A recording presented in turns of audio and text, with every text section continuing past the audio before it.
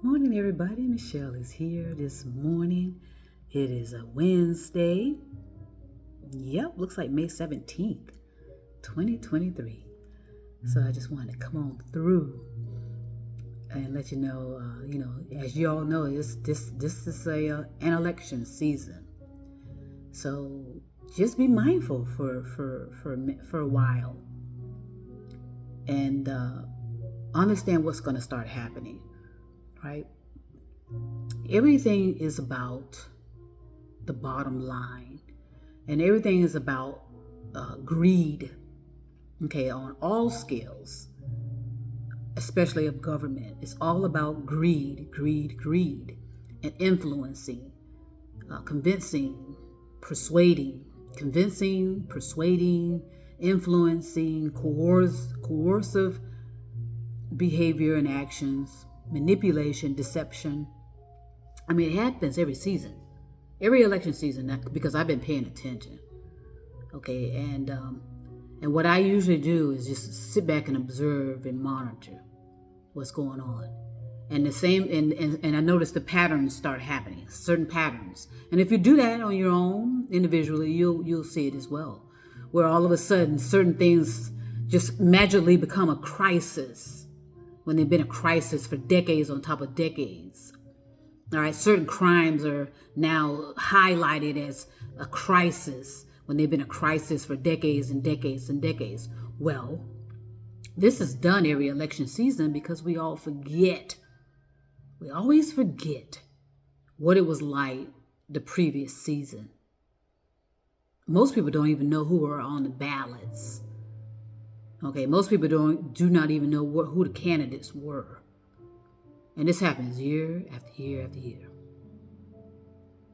And so that's why it annoys me when people come through and say, you need to get out and vote. You need to get out and vote, which is, like I said, that's a personal decision and that's a privacy issue as well. Okay, it's not anyone's responsibility to tell someone to get out and vote. Okay, that's an individual choice, and to only be concerned about a certain crises during election season, that's fraud, but no one seems to pick that up as well. Okay, there are certain things going on in our communities, like I said, that have been going on for decades, like since the 30s. I've researched. No one researches things because no one's reading. Okay, and this is not being critical, but it's just time for us to come out of our trance. If we want proper leadership, then we need to do our own homework, and don't allow these media outlets to do it for us, because they have an ulterior motive as well. A lot of these local media outlets are struggling financially. Have you been paying attention? Okay, in certain cities. Okay, and they rely on crime. So what do you think happens if there is no crime per se? That's any different from any other year or any other election season. What are they going to do? Okay, so pay attention. Okay, because it's all about manipulation. Really, it is. And like I said, certain media outlets in certain cities are struggling to keep up and pay the salaries of these journalists or other staff members, but no one wants to tell you that. They want to always highlight that there's a problem that they have to report. Okay, individuals can't go out and figure it out on their own, because they're more of an individual is more of an investigative journalist than the so-called investigative journalist. Okay, any major incident that has been brought to the eyes of the citizens of this country have been brought by citizens, ordinary citizens, taking cell phone footage of incidents happening. Okay, without being edited at all. Everything with the media has to be edited. They edited and edited and edited. Distort. And they're always battling against each other. The news media outlets, by the way, they battle more than Democrats and Republicans left and right. Well, you have media outlets doing the same thing, the same practices, pinning, battling each other against each other. I see it all day long. And I'll listen, I'll follow people for a while, listen to what they got to say. And they're always pinning each other. There's always a good and bad, and they're always the good guys, always. Okay, none of them will admit that they've made some mistakes, that they're acting fraudulently, deceptively, manipulatively when they're covering the news. They're biased. Okay, they want you to be either all Democrat or they want you to all be Republicans.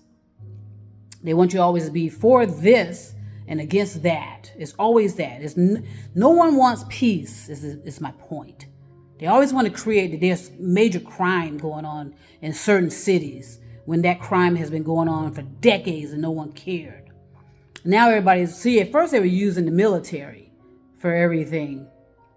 Okay, if you remember, but nobody remembers things because we are intentionally overwhelmed, like I said.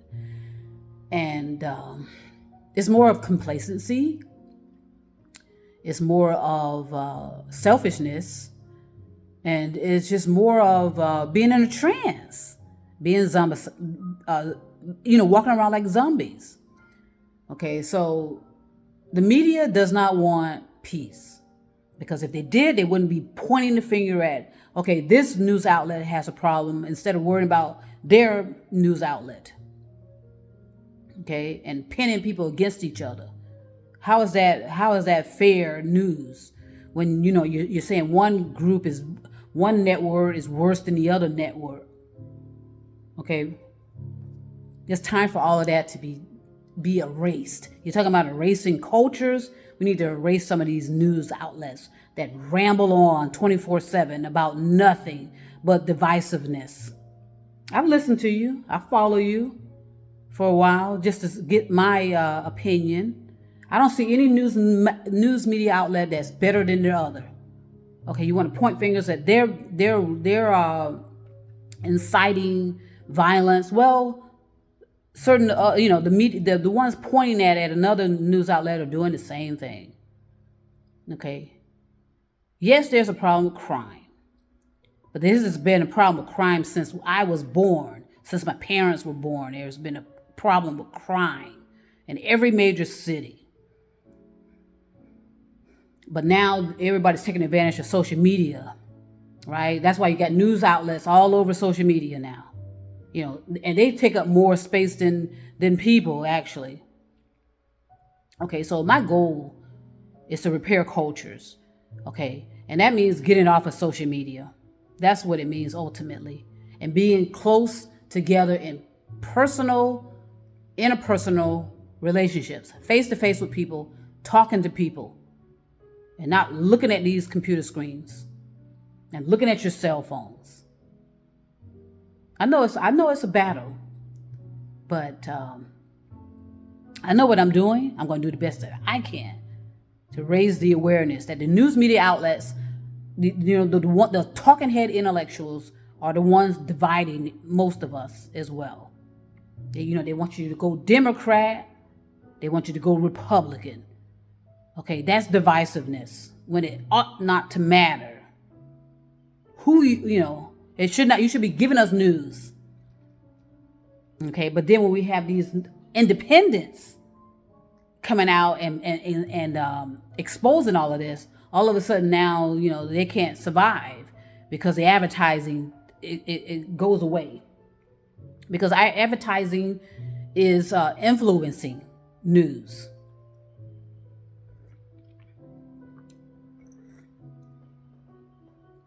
And I understand that we all have our responsibilities and we all need to provide for ourselves and our livelihoods and pay our bills and stuff like that. But at the expense of lying and deception and manipulation, clickbaiting people, is that what we become? Clickbait. Now we're clickbaiting on crime.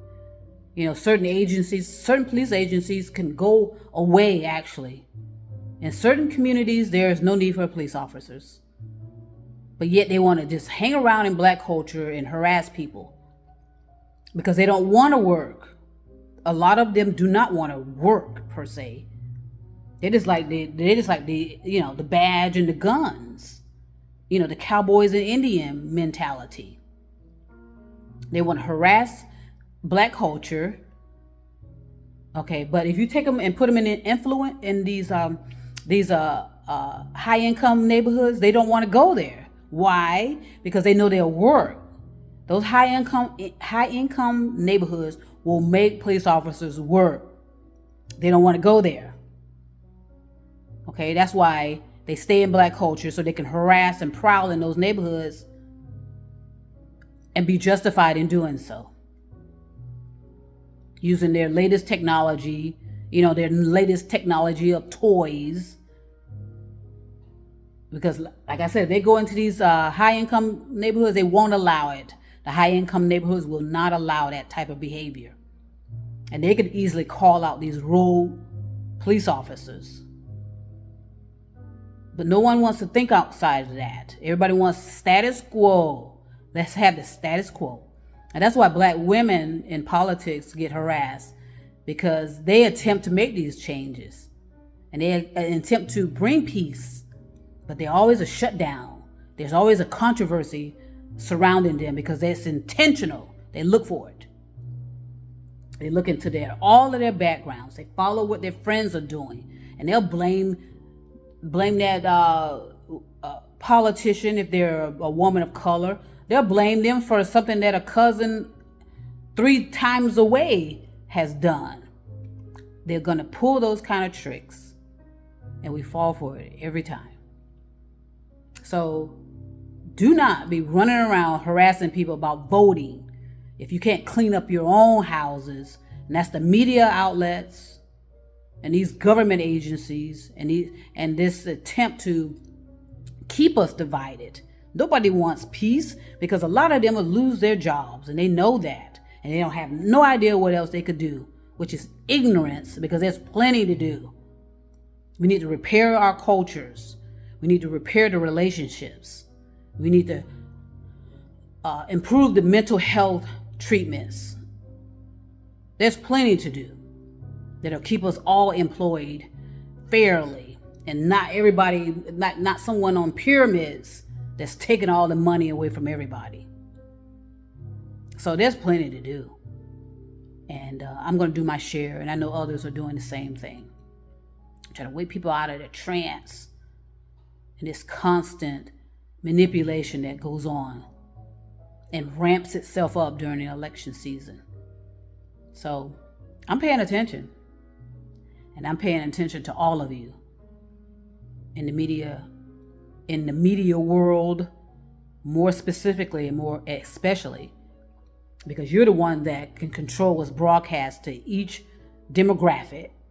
You have your satellites up in the air, watching people, looking for stories, looking for problems to justify remaining in business when you should have folded decades ago. Thank you for listening. Peace and love. And trust me, I'll be back.